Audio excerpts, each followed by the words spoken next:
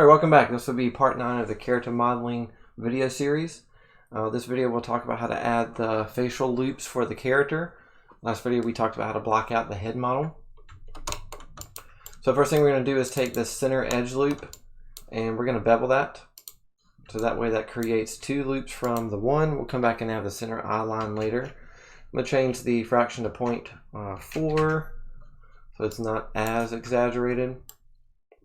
I can come in here next and move some of these edges up. What I'm looking for is more of like a goggle type shape, something like this. And then we'll move some edges in. These will then become the nose area, and then the eye area will be like right here. We'll take some of these edge loops and kind of move them forward a little bit, move them around a little more. So these two will be the eyes, this will be part of the nose.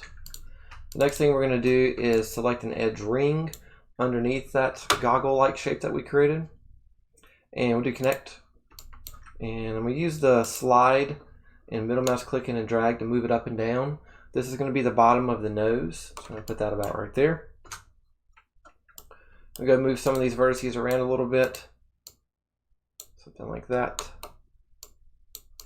For the start of the nose, that one down. I'll move this one down a little bit. There we go. Oh, actually, that one should go up. Move that one there, right there. All right. So this will give us a good start to pull out the nose now. We're not going to define all the edge loops of the nose right now, but we do need to go ahead and start extruding some of the forms out that will allow us to be able to get some of the extra loops that we need. So with these 2 faces selected on either side of the center line, I'm going to extrude. I'm just going to go ahead and get my move tool and then just move them out a little bit. And then I'm going to go with my vertex tool and kind of move things around how I need that to be. So this is the bridge of the nose. So that one needs to be much closer. We'll move it down somewhere.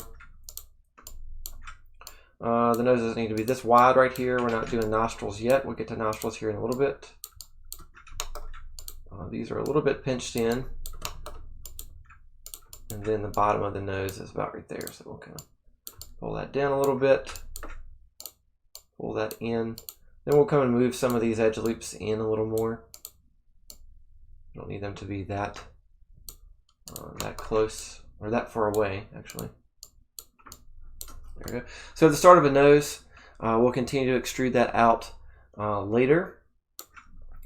So we have the start of our edge loops of the eyes, we have the start of our extrusion of the nose.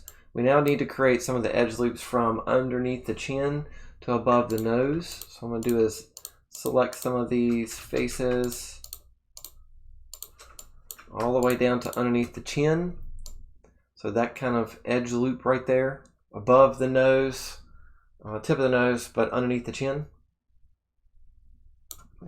And we'll do extrude. I'm going to do offset instead of translate, so we'll do like 0.5 offset, 0.7 maybe. There you go, that looks pretty good. So now that will create the loops of start the loops of the mouth, proper motion to open the jaw. We'll come in here and try to manipulate some of these a little bit so that it looks more like a mouth shape. Move some things around a little more. Moving forward, so I don't have so which weird pointing. Go, move these around. Out some. So now we can move this line closer to the middle. And this one can now go to the corner there. We can start to round off that lower chin area. This doesn't need to be as pointed anymore, so we can kind of pull that up a little bit. Start to move that up some. So that way we're starting to get edge loops of the mouth. So maybe from our edge mode, we'll kind of move that out. Move that out a little bit. Starting to get some cheek area going on. Throughout the process, I'm just going to continue to manipulate and move around vertices. So that way, I'm not really worried too much about everything being a perfect human looking form right now, but I need to start with proper edge loops, and then we'll come back and eventually adjust and edit it for visual connection to a human or whatnot. So continue to move these around some. Move these up, move those up a little bit more. Maybe move this one down. There you go. All right, so there's the start of the eye loops, the nostril and nose, and the mouth loops to allow the jaw to open. So next video we'll talk about how to continue adding more loops for the mouth and more loops for the eyes and the nose.